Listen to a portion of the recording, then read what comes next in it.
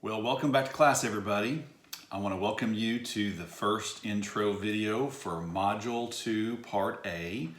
And if you're watching this video, hopefully you have successfully worked your way through both parts of Module 1, Part A, Part B. You got, hopefully, the written assignment due, the textbook review, or the TV show review, and you've completed quiz number 1, hopefully. And now we're into Module number 2. And so I just want to say again, I hope you're doing well. I've heard from several of you, emails, questions, or saying hi, or whatever it may be. And so I hope so far your summer is going well. I know many of you are taking a bunch of different classes. And so I hope that you're finding some time to relax a little bit in this unusual time that we're living in. But if you haven't picked up already, in summer school, we move pretty quickly. And so we're moving on to kind of the next middle part of our class. You know by now that this part of this class really is focused on this helping approach called behavior theory. And behavior theory is one of many different helping approaches that we draw from in the field of social services today in all kinds of different ways. And with a behavior theory is what it says it is a theory. It's a helping approach. It's a set of guidelines that you and I can draw from as helpers. And any theory has two sides. It's like two sides of a coin is kind of the way I look at it. Every helping approach, whether it's Freud or in his psychoanalytic theory, or Rogers and person-centered theory, or Skinner with behavior theory, every theory has two parts. It has the core beliefs and it has the application of those beliefs. Beliefs and application. So we've already covered beliefs. We covered the 5 core beliefs in Module 1 of behavior theory. So we've kind of got that under our belt, it feels like. And what we want to do now in this second module, Part A and Part B, is we want to just hit the high points of some basic applications. The applications are really examples of, in our field of human services, what are some ways in which we see these core concepts that we've talked about? How do we see them applied in real life? And we're going to break it down this week just like we did in module number 1, a Part A and a Part B. And so this is the intro to Part A, and we'll talk about that here in just a second. And then on the 19th, on June the 19th, Module B Part B, of Module 2 will open up, and there'll be kind of a second half. So let me just kind of say a couple of things about this first module. If you haven't already looked around Part A of Module 2, there is, again, a PowerPoint presentation or two I've loaded for you. I've loaded for you several videos for you to look at. I've loaded a couple of handouts for you to look at. And there's 2 or 3 of these little mini lecture videos for you to look at. So several things as we talk about these 4 examples of behavior theory applications, which we'll talk about here in just a second. You'll also see that I've got posted for you a case study. This is your second written assignment, the behavior theory case study. There's a Dropbox and with an attachment, and the attachment is a Word document that you can type on and save and then upload. And many of you have been with me before in my other classes, and you know that I like to use case studies. And so you're going to do 2 case studies. The first one is posted in this module, behavior theory case study. And so it is available for you to be working on. And everything that you need to complete the case study, a written assignment where I give you some little scenarios and ask you to fill in the blanks or give me examples or whatever, everything you need will be provided for you through the written lecture notes that I give to you, through these videos, through the PowerPoint, and that kind of thing. So that written assignment is due on the 23rd, which is at the end of Part B of Module 2. That's also the day that Quiz 2 will open. So we'll talk more about that once Part B is loaded and for you on the 19th, okay? But just be aware that in this module, as was the case with the last module, there are all kinds of things I've posted for you. I don't want to overload you with information. I'd rather you have too much than not enough, though. So just make sure you take your time, go through and watch the videos, look at the handouts, look at the lecture notes, all of that. Okay, so here's what we're going to be doing in Part A of module number 2. I've pulled out of the textbook 4 basic, really basic. You could even call them old school. I call them old school behavior mod approaches that my hunch is every single one of you, and me included, we're already familiar with every single one because we're talking about human behavior, and all of us are familiar with human behavior. What you may not be familiar with is just the names that we sometimes use to refer to certain tendencies and patterns and applications that we oftentimes see when it comes to human behavior. So I want you to learn those names. So those names are extinction, modeling, shaping, and token economies. Those are the four basic kind of examples of behavior theory in motion, behavior theory in action. Are those the only four? There are a bunch we could talk about. But I pulled these four out for this first part of Module 2 because they're pretty basic. I also pulled them out because the author of your textbook, the little green book that we use, also discusses each of them. So for each of these, extinction, modeling, shaping, token economy, the author of our textbook also has a little section in the book, and I give you that in the lecture notes as far as the pages you can go to, and you can just get a little bit more information about each one. So there's a bunch of things that we could talk about, but I kind of decided for this first part of this module that we would just talk about these four basic behavior mod kind of principles. They're still principles, but they're really more applications. And then in part B of Module 2, we're going to talk about four more. We're going to talk about relaxation training, in vivo desensitization, systematic desensitization, and something called flooding. That's all in part B. This is part A, okay? So let's talk about extinction, modeling, shaping, and token economies. And in this little intro video, I just want to cover the first one, and it's extinction. I'm going to say this with every single one of these four. You're already familiar with what extinction is. You just may have never thought about it. You just may have never known that's the term that we use for it. Extinction is a basic behavior mod approach that we use, and we tend to use it when we want to decrease a behavior. It's not punishment.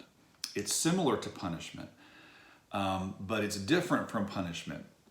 And what I've done is, again, I want to highlight for you, I've typed up some of my notes, my lecture notes, kind of a cheat sheet that I want you to go through and look at. It's posted for you in the module. And I want you to look where I give a little bit more detail on each one of these four. I give you in the notes on extinction a real life example from my own personal experience, a real simple example of extinction. I want to give you another one in the video lecture. The example I'm going to give to you right now actually matches a handout that I also have posted for you on extinction. This is a real life situation, real life scenario, many, many years ago. Let me just describe it to you. And basically what I'm describing is extinction. And this kind of situation I'm getting ready to describe is very, very typical, okay? I was working many, many years ago as a counselor. I had a man on my caseload who had gone through a divorce recently. He had 2 teenage children. They were living with his ex-wife. He was living by himself. His son was the older of the two. He had a younger daughter and an older son. His son was about 19 years old. And his son had drug and alcohol problems. His son had legal issues. He barely graduated from high school. But the main thing is he abused substances. Was always buying marijuana, always getting in trouble for being high. He had alcohol issues. He had a number of different issues and problems. Young man, 19 years old. Now, the young man was not my client. His dad was my client. And part of how I never met the young man, but the dad came in often and just talked to me in frustration about his son. That wasn't really why he was coming for counseling, but that was often on his mind. He didn't know what to do with his son. And one of the big things we talked about was his son often asked for money.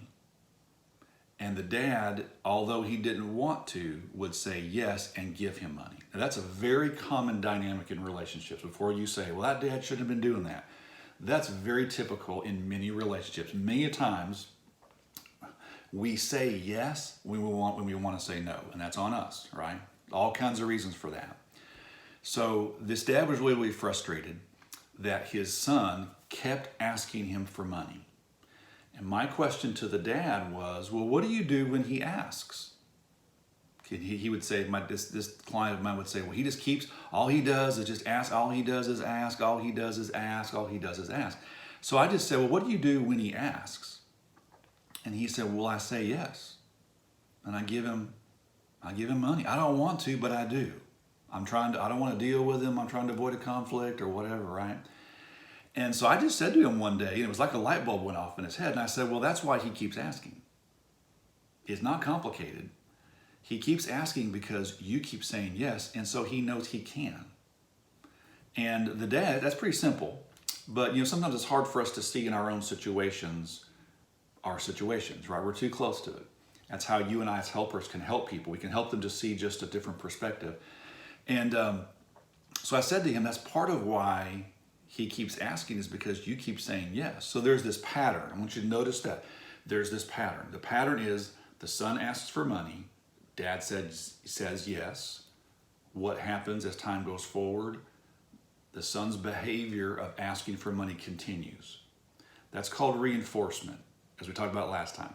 Any behavior that continues consistently is being reinforced. And it's real simple to break it down. The behavior of the son asking for money is the behavior. What's the consequence? Dad says yes. What does son keep doing? What does son do? He keeps asking for money.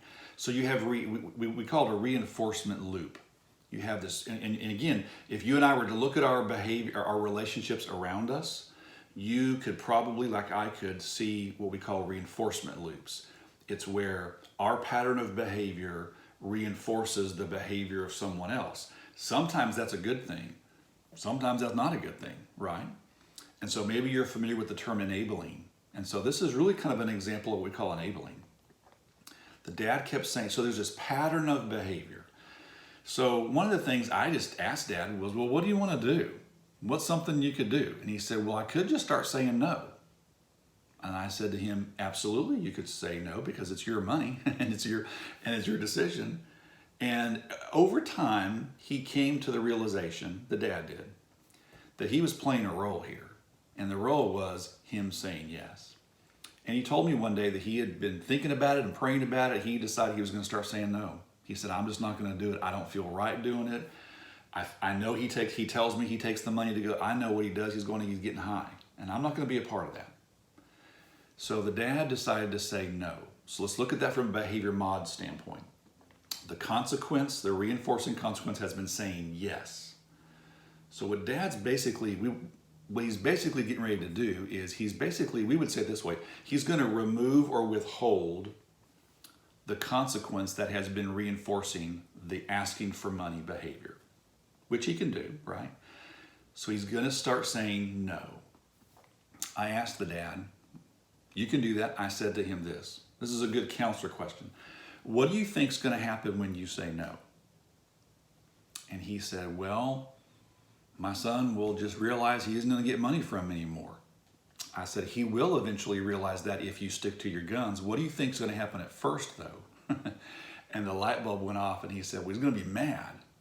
And I said, probably. Now, he may not be, but probably. But that's okay. You just need to be prepared that you've kind of enabled this person. And anytime we enable somebody and then we say, I'm not doing that anymore, it would be awesome if people would say, oh, okay, I understand. That happens sometimes. A lot of times people get dependent on us being certain ways. And when we change, it rocks their world and they don't like it. So I just said, I'm not sure how your son's going to respond, but be prepared that he might get upset and he might whatever. So time went forward. Dad said no, and guess what happened? Sure enough, very typical. He told me that he told his son he wasn't going to be able to help him with money anymore. He said, I'll give you food, I'll take you shopping or whatever, but I don't feel right giving you money anymore. He told me his son blew up, got upset, accused the dad of not loving him anymore, and you love my sister, I think he said, more, and you just want me to go, I'm just going to go and just kill myself. All of this, like, he just blew up. He blew up. What he was really trying to do probably was to get the dad to give in, to say, oh, okay, I'm sorry. People do that in relationships all the time, right? But the dad stuck to his guns. And he said, I'm sorry, I just can't, I will give you many things. I just can't give you money because of your lifestyle, because of the choices that you're making. I don't feel right. He stuck to his guns. So in other words, from a behavior mod standpoint, he withheld that consequence. The consequence was giving money. He withheld it and held on to it, and he never gave it again. Eventually, the son moved on and started getting money from somebody else, and he stopped asking the dad. So from a behavior mod standpoint, here's what we see. A behavior, asking for money, has been extinguished. That's called extinction. It's been extinguished. A behavior that has been consistent is extinguished. It's taken away. It's snuffed out. It goes away. How did that happen? Well, it happened by the consequence that was reinforcing it was taken away. And that's called extinction. Extinction has 3 R's, and it also has something called extinction burst. Extinction is a term we use when, number one, a behavior has been reinforced over time. That's the first R. The first R of extinction is reinforcement. A behavior has been reinforced over time, therefore it is stable. Happens all the time. That's what reinforcement is. The second R is the word removal. Sometimes, though, the consequence that has been reinforcing a behavior, it goes away or it stops happening. In this case, the dad took it away because he had control. It was his behavior, right? So extinction starts with reinforcement. A behavior has been consistent because it's been reinforced by a consequence. The second R is removal. The consequence that's been reinforced in the behavior is taken away, it's removed. And as a result, the behavior we're looking at goes away or it's reduced. That's the third R. Reinforcement, removal, reduction. Anytime we see that pattern with those 3 R's, we just use the term extinction to refer to it. And we see it all the time. If you are a parent or a grandparent, my hunch is at some point in your parenting or grandparenting, you have decided to start saying, for example, like dad, no, or something like that, where maybe it happens all the time. You realize you're reinforcing someone's behavior and you don't want to do that, so you start saying no. Those of you in the room who want to be substance abuse counselors, you're going to have a lot of conversations, not just with the people who abuse the substances, but their girlfriends, their husbands, their children, their parents, like my client. My client was the father of a young man with an addiction. I never met the young man. I just had his father as my client. And what the father was doing was enabling his addictive behavior. It happens all the time. It is a common dynamic in addiction. Guess what you and I do as drug and alcohol counselors all the time? We do what I did with that dad. We coach people to make better decisions and to not enable unhealthy, dangerous, inappropriate behavior. We all do it in relationships, and there are times when we decide, you know what, I'm not doing that anymore. Just like my client, who was my dad, who was the dad of this young boy. He decided to withhold this consequence that he had been giving, and the hope was the behavior would go away. It did. Okay? So those 3 R's are reinforcement, removal, reduction. Extinction starts with reinforcement. A behavior has been reinforced over time. The consequence that's been reinforced in that behavior is taken away or it goes away. As a result, the behavior that was strong and consistent, eventually it goes away because the consequence has gone away. Kind of makes sense, right? So if behaviors continue because the consequences are reinforcing them, well, what happens to the behavior if the consequence goes away? Well, the behavior is going to go away. So it's called extinction. The example I give you in my lecture notes, I give you another personal example. The example I just gave you just now was a counseling example where I was working with a dad. Read the lecture notes and you're going to see another personal example I give when I was leading a group with teenagers. Same deal, where it was more me personally, just like the dad, just like my former client. In the example I give you in the lecture notes, I give you an example where I, as a professional, realized, which happens all the time, that I was inadvertently reinforcing a behavior I didn't want to reinforce. Had a kid in my group who was acting out, And by giving him the attention he wanted from me, it just fueled the fire. And I didn't want that to happen, but that's what wound up happening. So I had to change my tactic. I had to change my behavior as a way to get him to change his behavior. So I give you that example with extinction. I want you to read that as well too. Let's talk about extinction burst. That's also an important part of extinction as well too. I mentioned to you extinction burst just now when I told you how the son responded when his dad said no. He blew up. He got upset. He got angry. He got mad, right? So there was this blow up, right? Well, extinction, there's a term for that, behavior, because that's a fairly typical behavior pattern.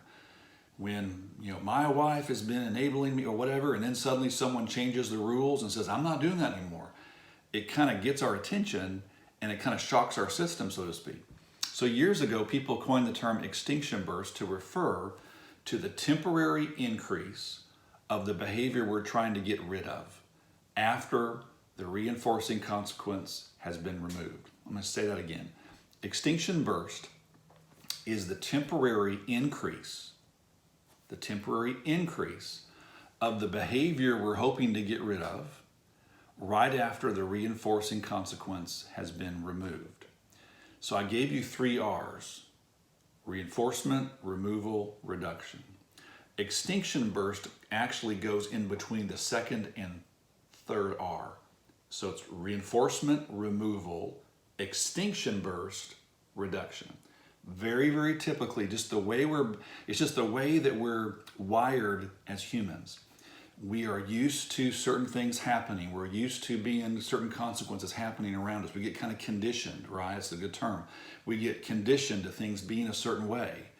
And then when things suddenly change, oftentimes it kind of gets our attention and we see like an increase in behavior, right? You see that in the lecture notes where this young man was acting out in my group, and I chose to begin ignoring him because I was giving him attention, and that was what was reinforcing. I didn't realize that at first. I should have known, but I was kind of new to the field and knew a little bit to working with people and kids. And so I was giving him some negative attention, hoping it would stop his behavior. It didn't. He just kept doing it because he kind of I think he liked pushing my buttons, right? So when I stopped allowing him to do that by ignoring him, which is what I chose to do, initially his acting up got worse. It didn't get better like that. I wish it would work like that. It doesn't work like that. When I withheld attention from him, just like when this dad said, no more money, son, initially the behavior that we're trying to get rid of gets like worse for a little bit. But the idea is, as long as we withhold the consequence, like I did with this kid in my group and this dad did with his son, as long as we withhold that consequence and we don't ever give it back, we don't give in to people giving us a guilt trip or trying to threaten us or whatever, as long as we don't give it in, we withhold it consistently, as long as the reinforcing consequence stays away, eventually the behavior will go away. That's what happened in my instance with my former client in my group. He eventually stopped acting up. This son eventually stopped asking for money from his dad because he knew his dad wasn't giving. He kind of got the message eventually and he moved on to something else. Maybe he went and started asking his mom. I don't know. We don't know that. But dad at least was able to put his head on his pillow every night and not feel guilty or stressed or whatever that he was giving money to his son and who knows what he was doing with it, right? And that's a decision he had to make for himself. So that is extinction. Extinction is a method, I guess you call it a method. It's kind of an intervention that we use. We use it all the time as a way to decrease a behavior. So it's kind of similar to punishment a little bit. But extinction has really 4 pieces. There's reinforcement. A behavior has been reinforced over time. The consequence that's been reinforcing that consequence is removed or goes away. So there's reinforcement, there's removal. Often there's what's called extinction burst. Initially, the behavior we're trying to get rid of gets worse or more intense initially. But as long as we withhold the reinforcing consequence, that behavior will go away or get weaker or get less. That's called reduction. So look at the PowerPoint. Look at this video again if you want to. Look in the notes. Make sure you understand what the 3 R's are of extinction and what is extinction burst. I've got a little case study I just mentioned to you, posted for you as well. And come back to the next video. We're going to talk about modeling and shaping and token economies. All right, have a good day.